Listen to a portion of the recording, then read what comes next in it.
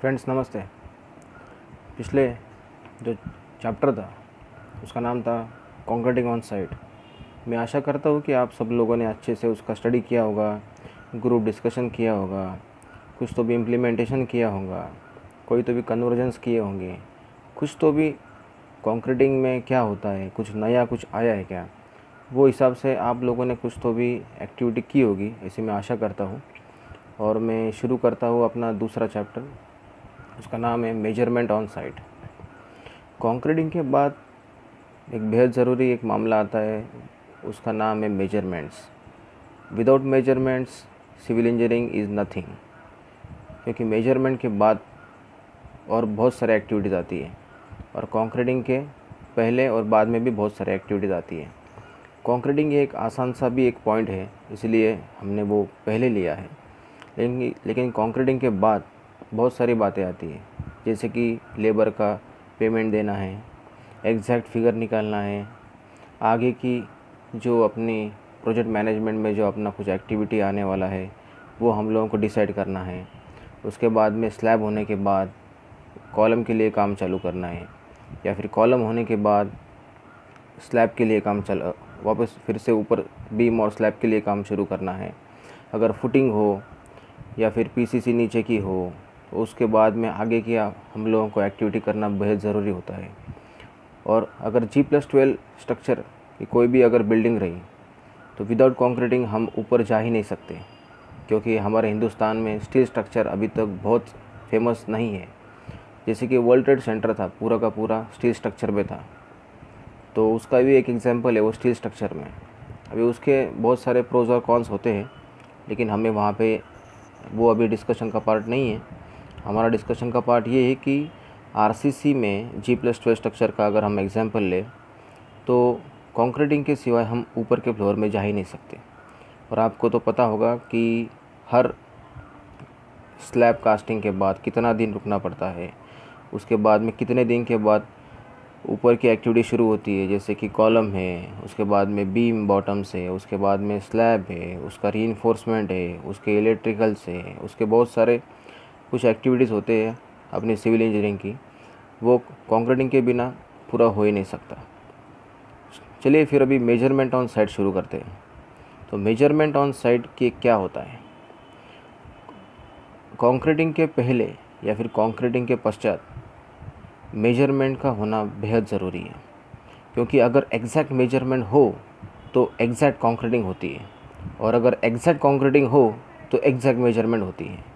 ये अपने दिमाग में पक्का कर लो कि मैं क्या बता रहा हूँ। अगर शुरू में आपका मेजरमेंट अगर रॉन्ग हो गया तो आपका कॉन्क्रीटिंग डेफिनेटली रॉन्ग हो जाएगा, और अगर कॉन्क्रीटिंग डेफिनेटली रॉन्ग हो गया तो आगे के सब मेजरमेंट आपके रॉन्ग हो जाएंगे। और prevention is better than cure is very important in our life. इसका पॉइंट ये है कि सिविल इंजीनियरिंग में कॉन्क्रीटिंग होने के बाद अगर गलती हो गई, किस में? आप में नहीं, मेजरमेंट में। लेकिन मेजरमेंट में गलती कब होती है? जब आप सावधानी नहीं बरतते। सपोज़ गलती हो गई कॉन्क्रीटिंग में, कॉलम कास्ट गलत हो गया, स्लैब का कास्टिंग गलत हो गया, फुटिंग का कास्टिंग गलत हो गया, तो उसके बाद में समझ लीजिए कि वो तोड़ने में बड़ी दिक्कत आती है, क्योंकि एक बार कंक्रीट सेट होने के बाद उसके लिए फिर मशीन लाना पड़ता है, उसके लिए फिर लेबर अलॉट करने पड़ते हैं। इसलिए मैं जानबूझ के बता रहा हूँ कि prevention is better than cure. इसलिए कंक्रीटिंग होने के पहले और होने के बाद बेहद सतर्क होना सिविल इंजीनियरिंग के लिए बहुत ज़रूरी है, क्योंकि जो भी गलती आती है वो सीधा साइट इंजीनियर पे आती है, फिर वो जूनियर रहो या फिर सीनियर रहो। लेकिन जूनियर इंजीनियर पे ज़्यादा से ज़्यादा रिस्पॉन्सिबिलिटी आती है, क्योंकि सीनियर इंजीनियर सीधा बता देते बहुत बार कि भाई ये मैंने एक्टिविटी ये जूनियर इंजीनियर को दे दी थी और ये पूरी उसकी ज़िम्मेदारी थी। इसीलिए आप बेहद सतर्क होना बेहद ज़रूरी है आपके लिए। तो मेजरमेंट ऑन साइट का एक इंट्रोडक्शन पार्ट ऐसा है कि बहुत सारे जूनियर इंजीनियर को साइट पे जाने के बाद मेजरमेंट जो टेप होते हैं वो हैंडलिंग ही आता नहीं है। इसका मतलब क्या? मेजरमेंट टेप बहुत अलग अलग तरीके के होते हैं। कोई स्टील टेप होता है, कोई क्लॉथिंग का टेप होता है, कोई स्टील टेप होते हैं तो कोई 5 मीटर के होते हैं, कोई ज़्यादा होते हैं। तो अकॉर्डिंग टू कंपनी ने अलग अलग ब्रांड्स के अंडर बहुत सारे टेप तैयार किए हुए हैं, लेकिन कुछ में ज़्यादा एम्फसाइज करते हैं, कुछ फीट इंचेस पे एम्फसाइज करते हैं, और ऐसे बहुत बातें होती हैं। 100 मीटर तक भी अपना टेप आता है, जो कि सर्विंग में ज़्यादा काम आते हैं। 100 फीट, 100 मीटर, ऐसे अलग अलग स्लैब्स आते हैं उसके। और एक बात हमेशा ध्यान में रखना कि नॉन प्रोफेशनल्स जो लोग होते हैं, जिसे हम ब्लू कॉलर कहते हैं, आपके लिए ये जो कंसेप्ट है ये नया होगा शायद से, कि जो प्रोफेशनल होते हैं हमारे जैसे कि इंजीनियर है, उसके बाद में प्रोजेक्ट मैनेजर है, वो लोग सब वाइट कॉलर के अंडर गिने जाते हैं। क्योंकि वाइट कॉलर का मतलब ये होता है कि the people working on a salaries, और दूसरे जो होते हैं वो नॉन प्रोफेशनल्स होते हैं। नॉन प्रोफेशनल्स मतलब कौन? वर्कर्स, या फिर अपने डेली वेजेस पे काम करने वाले लेबर्स। तो उनका जो पेमेंट होता है वो एक हफ्ते का होता है या फिर एक दिन का होता है। तो ऐसे जो पीपल होते हैं ये कैटेगरी में आने वाले, उनको कहा जाता है ब्लू कॉलर्स। हम वाइट कॉलर्स, वो ब्लू कॉलर्स। तो ये वाइट कॉलर जो हम लोग हैं वो हम बिलीव करते हैं किस पे? मीटर्स पे। उसे मीट्रिक यूनिट्स में भी कहा जाता है बहुत बार। और ब्लू कॉलर वाले जो पीपल है, जो लेबर से, जो कारपेंटर से, अलग अलग जो लोग हैं, वो बिलीव करते हैं फीट एंड इंचेस पे। तो आपको ये कोऑर्डिनेशन बिठाना उन लोगों के साथ बेहद ज़रूरी है। ये तो ऐसा नहीं कि थ्योरेटिकल में हमको हर जगह पे ये दिखा दिया कि all dimensions are in mm, all dimensions are in metre, so उसके तहत हम लोग वैसे ही काम करें और फिर साइड पे सब गड़बड़ हो जाएगी। ये बात आप ध्यान में रखना, क्योंकि लेबर नहीं जानता मीटर क्या होता है और मीट्रिक यूनिट क्या होता है। वो तो सीधा कहता है साहब ये मैंने फीट इंचेस में ले लिया है, आपको जो करना है वो करिए, आप कैलकुलेशन करिए। क्योंकि उनको अगर सिखाया नहीं जाता तो वो लोग आपको कैसे समझ पाएंगे। इसलिए आपकी ज़िम्मेदारी है उन लोगों को समझना। तो समझना कैसा है आपको? उन लोगों के साथ में कोऑर्डिनेशन बिठाना है आपको मेजरमेंट्स में। ये बात ध्यान में रखना बहुत ज़रूरी है। एक्चुअली मेजरमेंट का एक बेस होता है। कौन सा बेस है? वो आपके स्क्रीन के सामने है। वो है 1 metre is equal to what? 3.28 क्या क्या फीट। फीट मतलब क्या? बहुत लोग, मतलब इवन इंजीनियर्स, फीट का कभी कभी फुट लिख देते हैं, लेकिन FEET का मीनिंग अलग है और FOOT का मीनिंग अलग है। हिंदुस्तान में अभी ऐसी पर्टिकुलर एजुकेशन सिस्टम नहीं हुई है जो बिज़नेस ओरिएंटेड है, जो एंटरप्रेन्योर ओरिएंटेड है, जिससे मैक्सिमम एम्प्लॉयमेंट जनरेट हो। वो बच्चा या फिर वो बच्ची अपने दम पर कोई कंसल्टेंसी खोल सकती है या फिर खुद का ऑफिस खोल सकती है।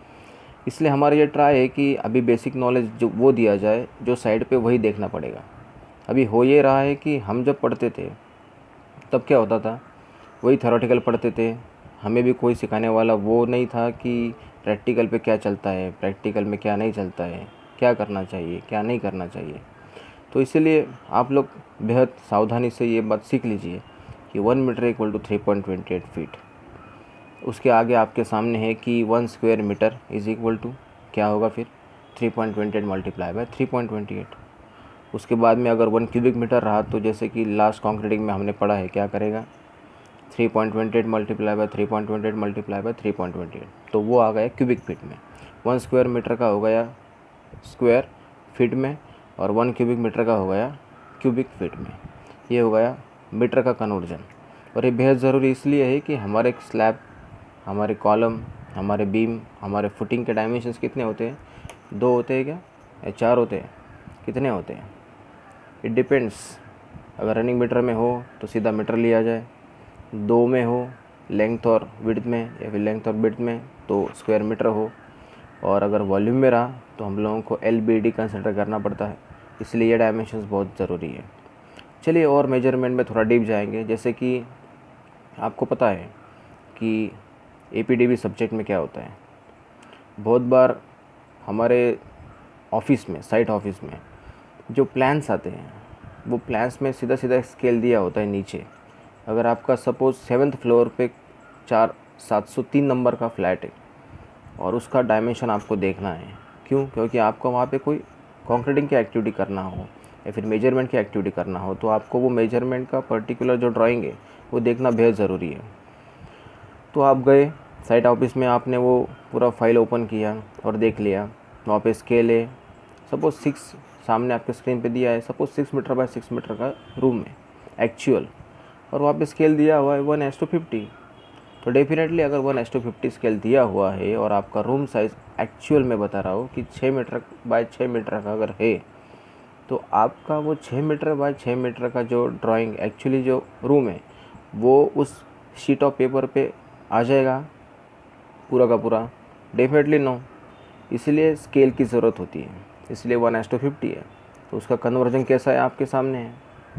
वो कन्वर्जन करने के बाद आपका 1:50 में कितना आया आपके सामने है, 12 सेंटीमीटर बाय 12 सेंटीमीटर। इसका मतलब ये है कि 703 नंबर का जो फ्लैट है जो 7th फ्लोर पे है, उसका hall suppose 6 metre by 6 metre का है एक्चुअल बांधने के बाद। जब हम बांधते हैं उसे कंस्ट्रक्ट करते हैं उसके बाद में वो शीट ऑफ पेपर पे कितना रहेगा 1:50 स्केल में 12 सेंटीमीटर बाय 12 सेंटीमीटर। इसीलिए ये रूम साइज़ अपना वो फाइनल हुआ है। उसके सामने हम लोगों के स्लैब या फिर